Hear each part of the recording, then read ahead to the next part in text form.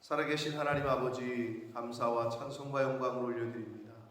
아멘. 복된 새날을 주시고 저희들의 생명을 연장시키시고 주여. 하나님의 은혜의 보좌 앞으로 저희를 불러주셔서 찬송하게 하시고 기도하게 하시고 말씀을 전하고 듣게 하시니 하나님 아버지 감사합니다. 아멘. 아버지 하나님, 이 하나님께서 주신 선물로 주신 기적과도 같은 오늘 새날에 하나님 하루를 시작하며 하나님의 말씀을 들음으로 마음의 받음으로 시작하기를 원하오니 성령 하나님, 이 시간 저희 모두에게 임재하여 주셔서 아멘. 저희 마음의 문을 열게 하시고 아멘. 귀가 열려지게 하시고 눈이 열려지게 하시고 주여.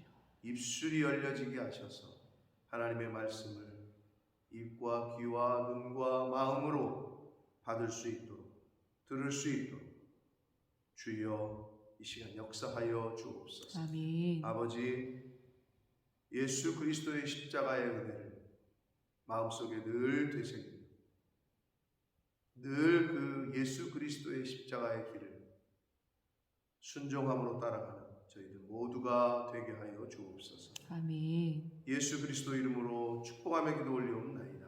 아멘. 아멘. 요한복음에 나와 있는 예수님의 7대 자기 선언 중에 마지막에 해당하는 말씀입니다.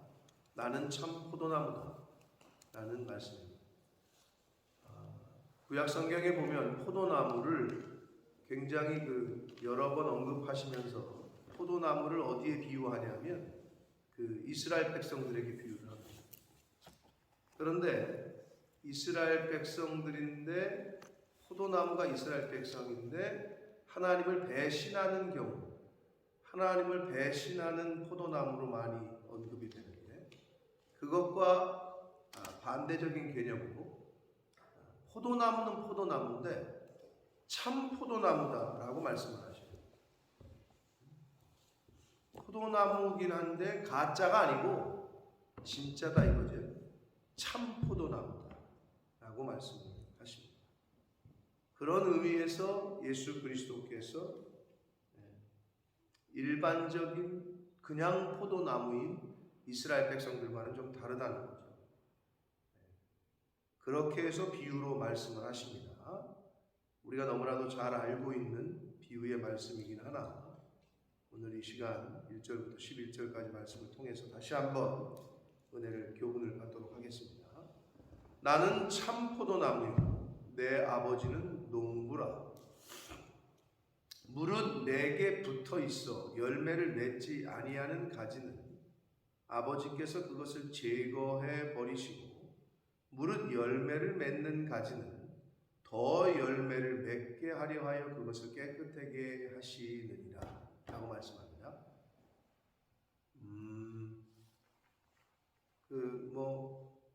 과일 농사를 접으신 분들은 알겠지만 나무가 자랄 때 가지에서 사과나 배가 이렇게 열매를 맺히잖아요. 근데 그럴 때 그냥 심어놓고 가만히 있는 게 아니라 가지치기를 합니다. 봐서 병들었거나 또는 열매를 맺지 못하는 가지는 가지치기를 해줘. 잘라줘야 돼. 그래야지 열매를 나머지 열매를 봉우리에서 열매를 많이 잘 맺는 영양분이 고루 갈 수 있게. 근데 병들었거나 그렇지 않은 가지는 가지치기를 한단 말이에요. 가위로 잘라준단 말이에요. 밭농사에서는 솎아준다 그러지. 이렇게 병들었거나 병충해가 이렇게 시들거나 하면 이걸 솎아줘요. 그래야 다른 것들이 잘 자랄 수 있기 때문에. 그래서 과일에서는 가지치기를 해요. 비슷한 거예요. 열매를 맺지 못하는 가지는 아버지께서 그것을 제거해 버리신다. 그게 가지치기예요.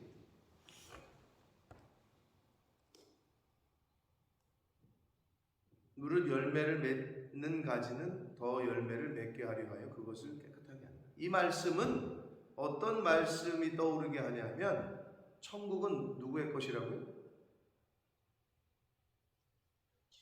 침노하는 자. 그러니까 영적인 것을 사모하고 계속 하려고 하는 사람은 그 일에 하나님께서 더할 수 있게 해주시는 거고, 나는 이거 싫어 하는 사람은 아예 가지치기라는 거예요. 굉장히 사실 무서운 말씀이죠. 그러니까 제거를 해버리겠다라고 말씀을 하는 거예요. 근데 열매를 맺는, 가지가 열매를 맺는 가장 기본적인 원론적인 이야기는 나무에 붙어있는 거예요. 붙어있지 않으면 떨어졌다는 건 이미 죽었다는 거죠. 그죠? 원나무에 붙어있지 않은 가지는 죽은 거예요.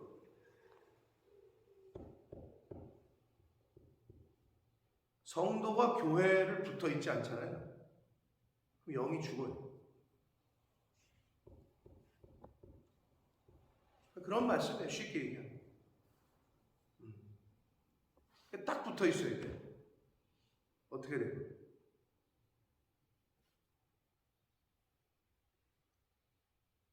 열매를 맺지 못하는 가지는 제거해 버리시고, 열매를 맺는 가지는 더 열매를 맺게 하기 위하여 그것을 깨끗하게 하신다. 여러분 뭐 농사 접으시면 알겠지만 진짜 자식처럼, 자식을 키우는 걸 농사에 비유하잖아요. 저희 아버지 90이 넘으셨지만 매일 밭에 가는 이유가 무료하시기도 하고 그렇겠지만 아버님이 늘 똑같아요. 자식 같은 거지. 얘가 잘하는 거고, 벼농사를 짓거나 참외 농사를 하거나 그걸 가서 솎아주고 병 들었나 살피고, 잘 못 크는 것 같은 비료 갖다 주고, 김 매주고, 똑같은 거죠. 자꾸 가서 살펴야 돼요. 그래서 가지는 나무에 붙어 있어요. 성도인 저희는 하나님께 딱 붙어 있어요. 교회와 딱 붙어 있어요.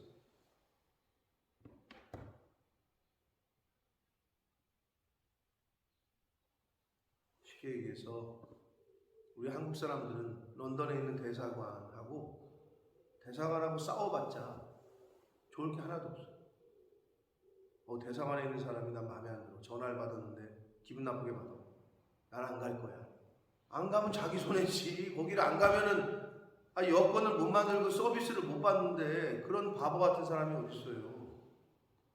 그 사람이 마음에 들건 안 들건 가야지. 가서 비자 신청하고 행정적인 서비스를 받아야 될 거 아니에요? 똑같은 거 아니에요? 성도는, 하나님의 자녀는 하늘나라 대사관인 교회와 등을 지면 좋을 게 없다니까. 그건 당연한 거예요. 이게 원리요, 원리. 그런데 열매를 많이 맺게 하시기 위해서 깨끗하게 하신대요. 사과농사, 우리 장로님 이번에 가시면 또 농사 지시나? 가서 수확하시나? 피곤하신데 그런 거 하지 마시라고 그러지. 배농사, 사과농사 할 때 하나하나 이거 옷 입혀주는 거 아세요, 권사님? 아세요, 모르세요? 박스 있는 데 입히는 거 아니에요? 따기 전에 하나하나 씌워줘요, 이 봉우리를. 하나, 복숭아도 그렇고. 사과는 정확히 모르겠다. 배하고 복숭아는 확실해. 이걸 하나하나 다 씌워. 병충해 들지 말라고. 달려있을 때. 사과는 아닌가?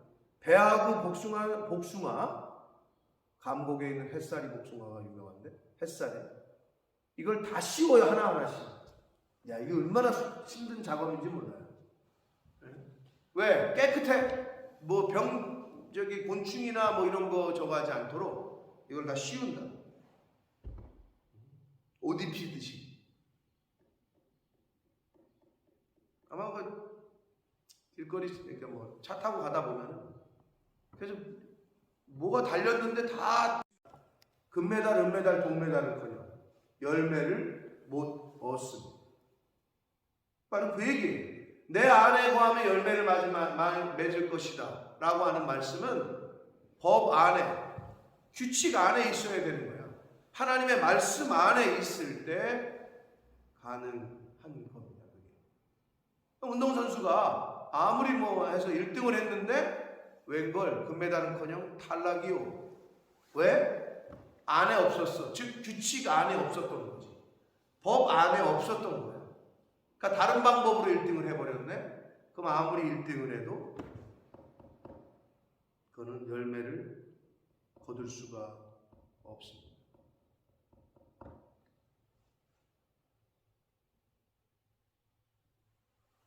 자, 가지가 포도나무에 붙어 있어야 열매를 얻듯 운동선수가 법 안에 있어야 규칙을 지켜야 메달을 딸 수 있듯이 여기서 주시는 교훈은 뭐냐? 결국은 내가 원하는 대로 신앙생활을 하는 것은 아니다. 열매는 내가 맺을 수 있는 게 아닌 거예요. 하나님이 맺게 해주시는 거예요. 가지가 열매를 맺는 거예요. 나무가 열매를 맺게 해준 거예요. 뭐 뿌리가 열매를, 왜 뿌리에서 영양분이 공급이 되니까?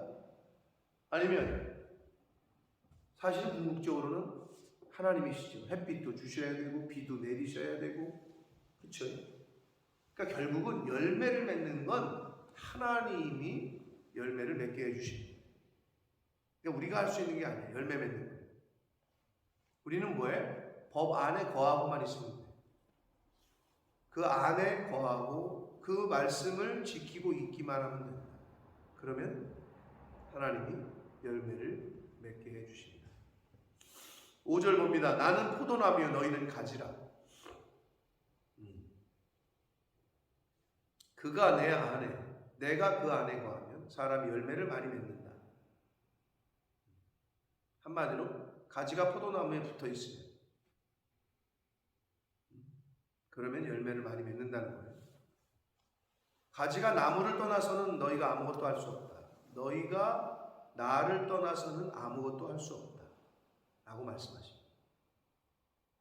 사람이 내 안에 거하지 아니하면, 가지가 나무에 붙어 있지 아니하면, 이 말이죠. 가지처럼 밖에 버려져 말은 아니고 사람들이 그것을 모아다가 불에 던져 사를 것이다. 그렇죠. 마른 나무는 불때기 좋잖아요. 그죠? 네.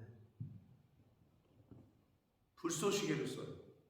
하나님의 성령이 떠나고 하나님의 말씀이 떠나면 심령이 강팍해지고 심령이 말라가요. 심령이 마르면 마른 나뭇가지를 불쏘시개로 쓰듯 사단이 은혜가 없는 사람을 이용해서 불쏘시개로 써요. 어떤 일에? 사단의 일에. 성령의 일에, 하나님의 일에 불쏘시개로 쓰이는 사람은 어떤 사람이냐?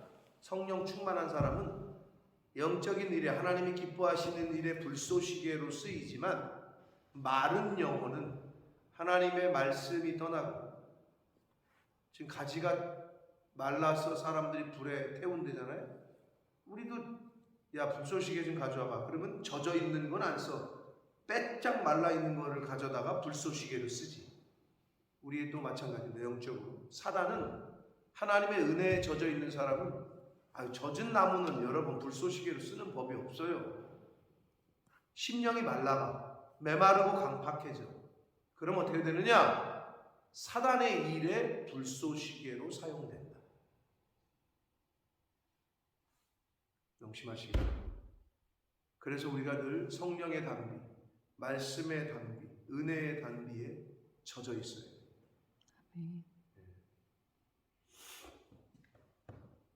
7절 너희가 내 안에 거하고 내 말이 너희 안에 거하라.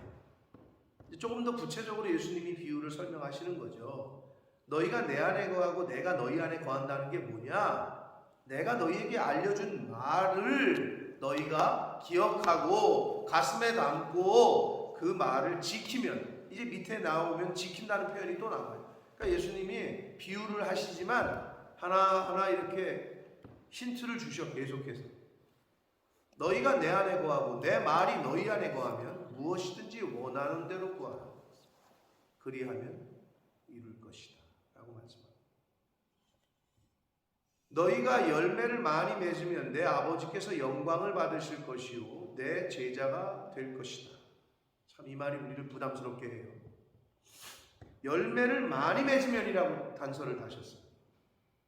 그럼 적게 맺으면 뭐 열매 하나님이 영광을 못 받으시고 제자가 안 된다는 의미겠죠.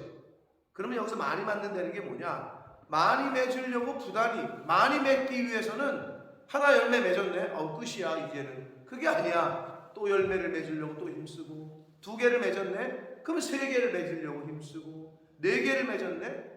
5개 맺으려고 힘쓰고. 여러분 우리 그렇게 살잖아요. 그죠? 무슨 말이야?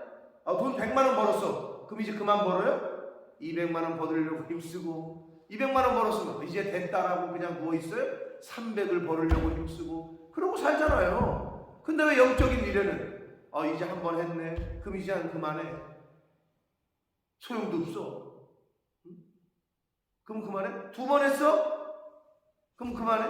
3번 했어? 그럼 그만해? 주님 오실 때까지 해야 되는 거예요. 네, 선을 베푸는 거는 전도하는 거는 영혼 구원하는 거는 끝이 없는 거야. 우리가 물질을 벌고 돈을 버는 거예요. 여러분 일생 동안 돈 벌고 사셨잖아. 그러면 그만해야지. 왜 자꾸 벌어? 그거는 그렇게 자꾸 더 하려고 하는데 영적인 일에는 더와 없어. 더가. 이만했으면 됐지 뭘 또 해요? 작년에 했으면 됐지 올해는 왜 해요? 밥은 한 번 먹었으면 됐지 왜 올해는 또 먹어? 그런 말씀이야. 열매를 많이 맺으라는 말씀은 계속해서 추구하라는 거야. 그래야 내 제자가 된다 라고 말씀합니다. 군인들 중에 민성이 어제 전화 왔나? 어제는 주연이, 엊그저께는 민성이. 어제가 민성이 아니에요? 어제가 주연이, 엊그저께가 민성이. 벌써 이틀 전이야? 이제 군인이 된 것 같더라고. 말투가 이제 군인 말투야. 옆에서 듣던 승혁이 이제는 군인 같대. 태양의 후예 어쩌고 저쩌고 드라마에서 나도 군대 갈까 그러더라고. 근데 저도 옛날 생각이 나더라고. 역시 이제는 군인이 어른이 된 것 같아. 말투가.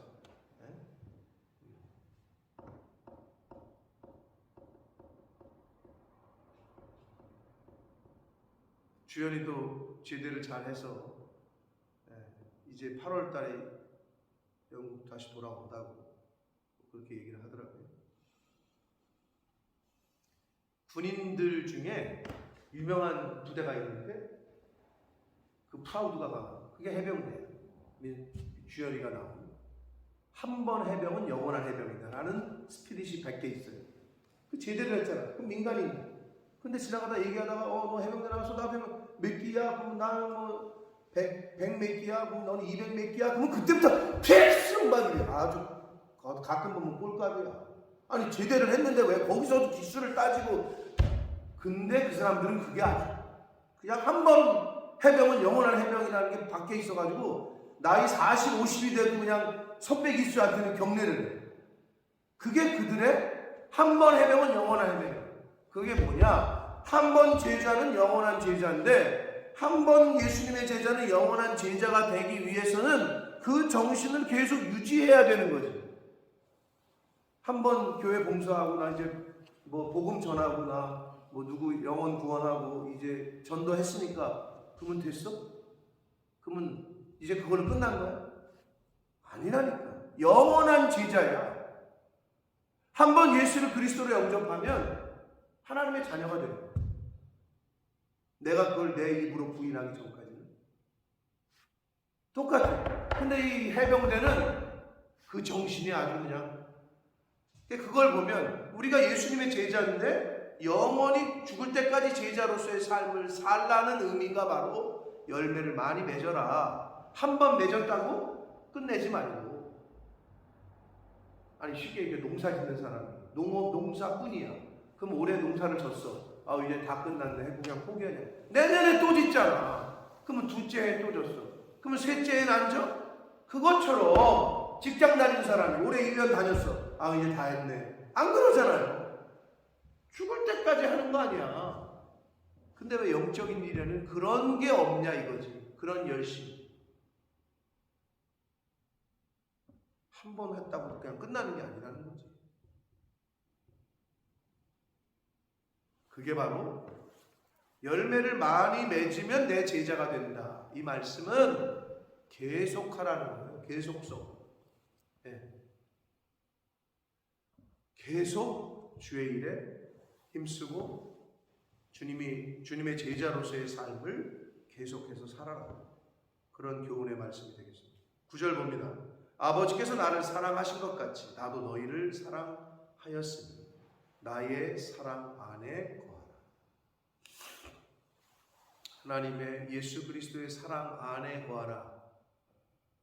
예수 그리스도의 법 안에 거하라. 말씀 안에 거하라. 이 말씀과 같습니다. 근데 이제 거한다는 게 뭐냐? 내 안에 있는다는 게 뭐고 내가 그 안에 그가 내 안에 있는다는 게 뭐냐? 그게 이제 10절에 설명을 해주는 거예요. 내가 아버지의 계명을 지켜 그의 사랑 안에 거하는 것 같이 사랑 안에 거하고 말씀 안에 거한다는 거의 방법을 얘기하시는 거예요. 계명을 지켜야 거한다는 거라니까. 운동선수가 규정을 어겨버리면 그 대회에서 퇴출이에요. 올림픽 안에 있으려면, 아시안 게임 안에 있으려면, 경기장 안에 있으려면 법을 지켜야 안에 있어. 근데 법을 어겨가지고 빨간 퇴장을 당하잖아? 여러분, 퇴장 당한 사람은 경기장 안에 뭐 입고 나가야 돼요. 그거 아세요? 스타디움 그 경기장 바깥으로 나가야 돼요. 그게 규정이야. 걔 퇴장 받잖아. 그럼 막 씩씩대면서 걸어 나가잖아요. 바깥으로. 그게 규정이야. 경기장 안에 있으려면 법을 지켜야 돼. 그 얘기야, 바로. 얼마나 자세하게 잘 설명을 해주시는 거예요. 계명을 지켜 그의 사랑 안에 거하는 것 같이 너희도 내 계명을 지키며 이라고 되어 있습니다. 내 사랑 안에 거하는 것이다. 지키지 않으면, 순종하지 않으면 하나님의 사랑 안에, 예수 그리스도의 사랑 안에 거할 수가 없습니다. 이거 세상도 마찬가지죠. 어떤 룰이 있어. 어떤 조직이건, 심지어 동창회도 룰이 있어. 어떤 조직에 무슨 정식 멤버가 되려면, 회원이 되려면 다 그렇죠. 어느 교회도 마찬가지고 룰이 있죠. 근데 이제 교회는 사회 조직과 다르게 그냥 은혜로 규칙을 어겨도. 근데 사회는 안 그래요. 너 회비 안 냈어? 너는 발언권 없어. 너 참석을 안 하는데 너는 이제 정회원이 아니야. 너는 그냥 우리 멤버가 아니야. 아니, 칼 같습니다. 이거 세상에서는. 멤버십이라는 게 뭐예요? 멤버십이라는 게. 지켜야 될 그 규정이 있는 거야. 근데 자기 맘대로 해? 그러면 그쪽에서 어떻게 해? 너는 이제 우리 멤버가 아니야. 이게 당연한 거잖아요. 근데 교회는 자기 맘대로 해도 그냥 넌 우리 멤버야. 이럴 수는 없는 거죠. 그게 치기. 근데 그게 잘 안 돼. 왜 그래요? 교회이기 때문에.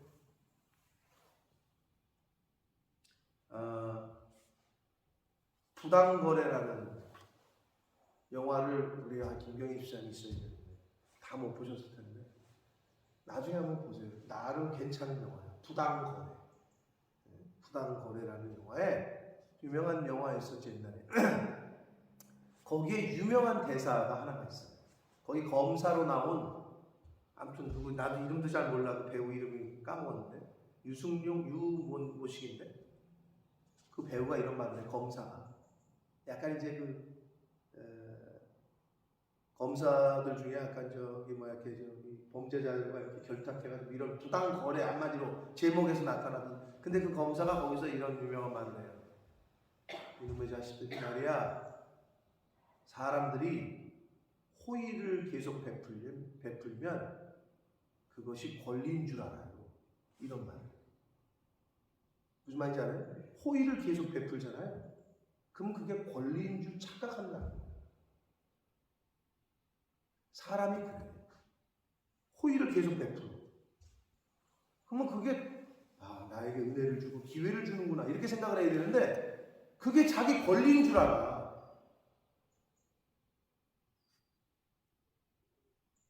하나님께서 예수님께서 계속 호의를 베풀어 우리에게. 은혜를 베푸는 거지. 기회를 주고. 근데 그걸 권리인 줄 알아요. 인간이. 똑같은 얘기예요. 그거는 하나님의 은혜지. 진짜 사랑이지. 그건 권리가 아니에요. 하나님이 계속 그렇게 기다려주는 거야. 하나님이. 은혜를 베풀고 사랑을 베풀어주고.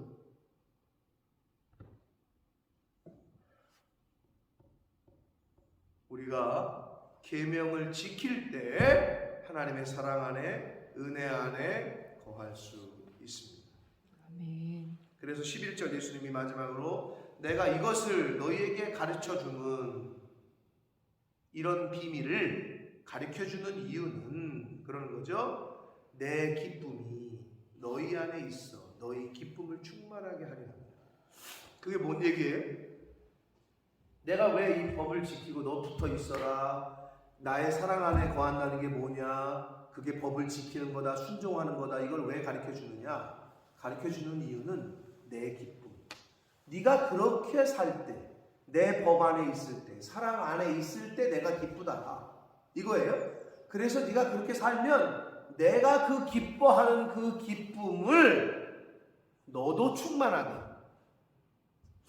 이게 여러분 쉽게 생각하면 이겁니다. 여러분 직장 생활하는데 회장님이 그리고 그 회사가 정해준 룰대로 아주 열심히 살아. 그랬더니 어떻게? 회장님이 너무 기뻐. 그 회장님이 기뻐가지고 그냥 우리 김대리 말이야 너무 그냥 그래 칭찬을 하잖아요. 그 회장님의 기쁨과 칭찬이 김대리는 어떻겠어요?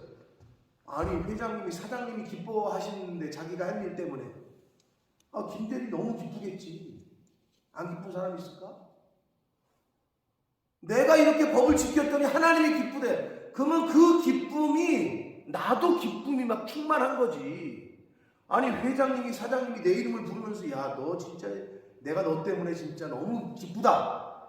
그러면 그런 직장인은 뭐 더 충성하는 거지. 바로 그 얘기. 우리가 하나님의 말씀대로 법 안에 살잖아요. 그러면 하나님이 기쁘시대. 야 너 진짜 어떻게 그렇게 이렇게 기뻐하신대. 그러면 그 기쁨이 나에게도 충만하게 하게 하신다. 나로 인해서 사장님이 기쁘다는 걸 내가 알게 되면 어떻게 해요? 더 열심히 하지 않을까? 지금 그 얘기를 하시는 거예요. 내가 왜 이것을 너희에게 가르쳐 주느냐? 내가 기뻐. 너희들이 그렇게 살면. 그러면 내 기쁨이 너희 안에 있어서 너희 기쁨을 충만하게 하기 위해서 그러라고 하라는 거다. 이 말이 일잖아요? 이 말이 뭐냐? 여러분 이거 하셔야 됩니다. 이거 지키셔야 됩니다. 왜 가르쳐 주느냐? 그러면 그걸 지키잖아요? 목사의 말에 순종하잖아요? 그럼 이게 목사가 기뻐. 네? 그 기쁨이 같이 쉐어링 되는 거지. 지금 그 얘기를 하시는 거 예수님께서. 쉽게 얘기해서 직장에서 사장님에게 직장 상사에게 잘 보이려고 얼마나 힘쓰고 애씁니까? 네? 왜 그래요? 그렇게 하는 이유가 뭐예요? 돈 많이 주니까? 상사니까? 뭐 승진하려고 잘 보이려고 하는 거 아니에요? 세상에서도 그렇게 하거늘 과연 우리는 하나님에게 잘 보이려고 얼마나 노력을 하느냐 이거죠. 근데 제가 왜 부당거래 그 유명한 대사 얘기를 했느냐. 하나님이 계속 은혜를 주셔 우리에게. 사랑을 베풀어 기다려 주셔. 그럼 그거를 은혜로 알아야지. 그걸 권리로 생각해서는 안 된다.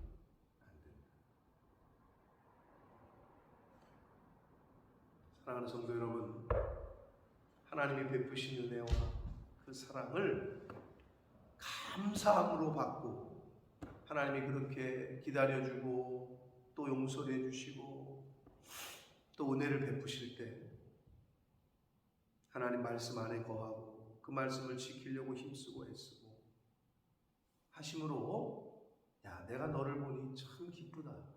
넌 나의 기쁨이다. 여러분 자식들이 뭐 한 명 또는 두 명밖에 없어서 그렇지만 옛날에 막 5명, 6명, 7명 되면 부모 입장에서 뭐 10손가락 깨물어 안 아픈 손가락이 있다고 하지만 깨물었는데 더 아픈 손가락이 있는 거지. 큰아들을 보면 마음이 흐뭇하네. 이 셋째 이놈 때문에 내가 너무 맨날 속을 썩고 그렇다고 안 사랑하는 건 아니에요. 그런데 부모에게 기쁨이 되는 자식이 있고 부모에게 늘 걱정과 근심거리를 주는 자식이 있지요. 하나님 보실 때도 똑같네. 나는 하나님 앞에서 어떤 자식일까? 야, 내가 너를 보니 참 기쁘다. 어디 가서도 자랑할 수 있는. 사실 욥기를 1장을 보면 하나님이 거기 이제 그런 형식으로 돼 있습니다만 사단과 얘기할 때 뭐라 그래요? 야, 너 쟤 보냐? 너 욥 좀 봐. 쟤 얼마나 참 내 기쁨이야. 그랬더니 사단이 옆에서 아, 하나님이 그거 다 해주니까 그렇잖아요. 자식 많이 줬지, 뭐 재물 많이 줬지. 그러니까 그러는 거 아니에요. 그러니까 하나님이 너 그거 아니야. 너 착각하지 마. 그러면 너 어디 네 맘대로 다 해봐. 그 얘기가 욥의 시작 아니야? 그러면 저와 여러분이 하나님 앞에 기쁨이 되는데 여러분이 하나님에게 하나님 아버지에게 기쁨이 되는 자식으로서의 사는데 왜 그렇게 하나님의 기쁨이 되는 삶을 살아요? 하나님이 돈 많이 줘서? 하나님이 자식 줘서? 근데 하나님이 만약에 욥처럼 자식 데려가면 하나님 블레임할 거예요? 사업 망하게 하면 하나님 떠날 거예요? 그러면 그거는 하나님 자체가 아니라 사업 때문이었고 자식 때문이었는데 그거 아니야? 그게 없어져 봐야 진짜가 드러나는 거야. 내 믿음이 진짜인지 가짜인지. 그러니까 하나님이 그런 시험을 주실 때 그런 믿음이 준비되어 있지 않으면 말 그대로 뭐 교회가 이래 하나님이 이래 하면서 떠나는 거야. 고난이 왔을 때. 근데 그게 정립이 되어 있는 사람은 욥의 신앙이 내 신앙인 사람은 주신 자도 하나님이요 걷어가시는 분도 하나님이다. 이게 근본이에요. 아프겠지. 자식이 먼저 떠났는데 오죽하면 부모는 뒷동산에 묻지만 자식은 가슴에 묻는다고 얘기를 할까? 아프지. 그러나 하나님의 권위를 주권을 인정하느냐 안 하느냐는 그 상황이 되어졌을 때 우리가 진짜 그 믿음을 올려드리는 거예요. 사건과 사고가 터졌을 때 진짜가 보이는 거야. 구별이 확 돼. 교회에 어려움이 오잖아요. 양과 염소가 구분됩니다. 알곡과 쭉정이가 구분됩니다. 평상시에는 몰라요. 시험이 와봐야 공부 잘한 사람과 공부 안 한 사람과 구별이 되는 거예요. 그러니 늘 얘기하지만 열심히 준비한 사람은 시험 보는 게 너무 좋지. 시험을 봐야지. 그래야 구별이 되고 그래야 장학금을 받는데. 그러니까 시험 당할 때 기뻐하고 찬송하라는 거 아니에요? 사랑하는 성도 여러분, 하나님의 기쁨이 되시는 저와 여러분의 삶이 되시기를 축복합니다. 아멘. 그리고 하나님이 기뻐하시는 그 기쁨으로 기뻐하시기를. 다른 게 아니라 하나님이 기뻐하시는 것으로 인해서 우리가 기뻐할 수 있기를. 뭐가 그렇게 좋아? 보너스 받았어? 아니, 오늘 우리 부장님에게 칭찬받았어. 근데 그 칭찬이 내가 기쁨이 되는 거지. 아니, 돈을 받은 것도 아닌데 그렇게 좋으냐? 그 한마디가 오늘 회장님이 나의 이름을 한번 불러줬어. 야, 그게 그렇게 좋아? 싱글벙글하고 퇴근한 그 직장인. 바로 그거 아닙니까? 하나님 아버지께서 오늘 내 이름을 불러주셔. 아마 기업의 회장이 자기 이름 불러줬으면 아마 난리가 날 거예요.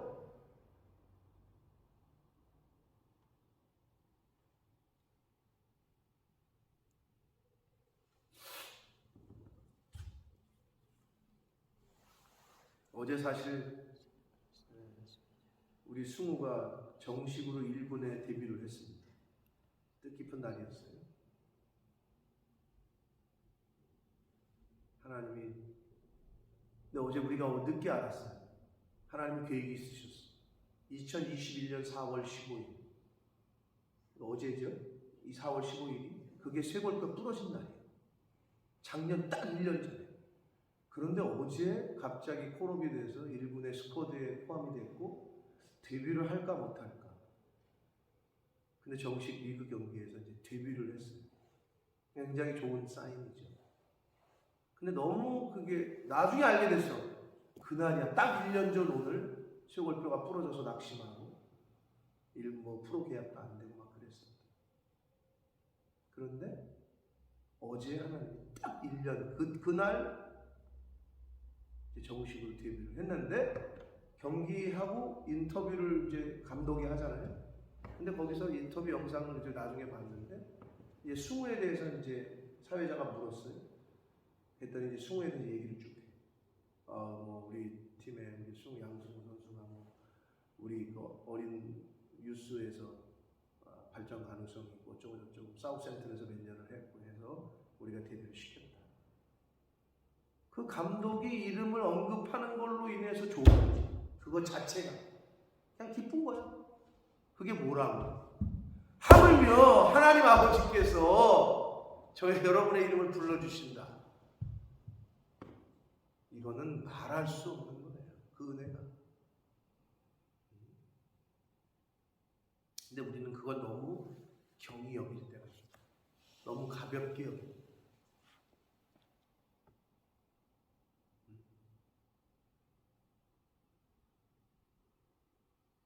하나님께서 우리를 불러주셨고 자녀 삼으셨고 매일매일 사실 이렇게 하나님의 전에 나와서 예배를 드릴 수 있는데 주님은 계속 부르시고 기다리시고. 근데 제가 말씀드렸어요.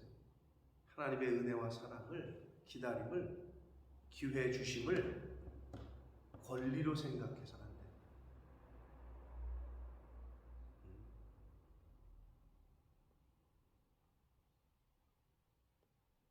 하나님 앞에 나와 무릎 꿇고 하나님 앞에 나와 자복하고 회개하고 그것이 저와 여러분이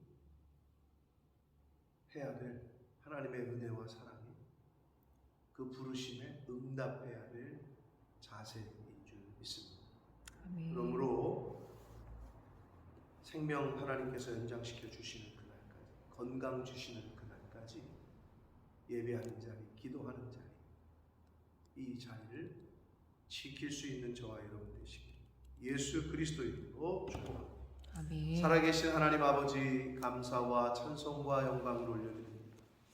하나님의 은혜로 오늘도 저희들의 생명을 연장시켜 주시고 새로운 한 날을 주시고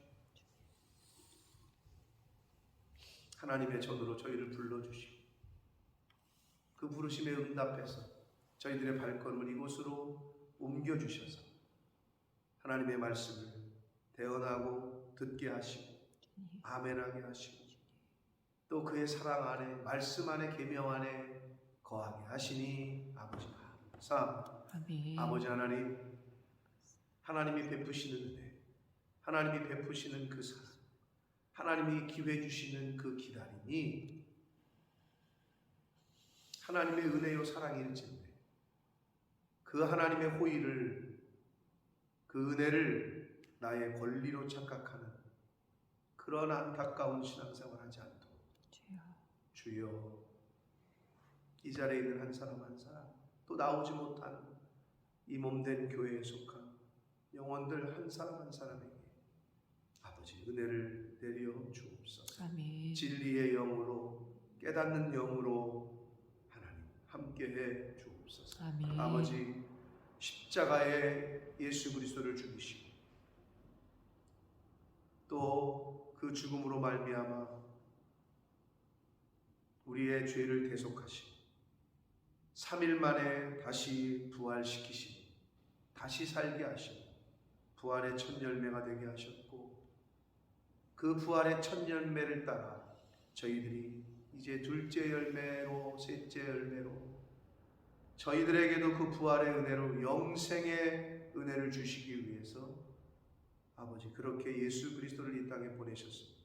그 은혜와 사랑에 저희가 반응하고 그 하나님의 법 안에 말씀 안에 거하게 하셔서 하나님의 때에 저희들도 부활하여 아버지의 집에 함께 거하는 그날이 속히 오게 하여 주옵소서. 아멘. 예수 그리스도 이름으로 축복하며 기도 올리옵나이다.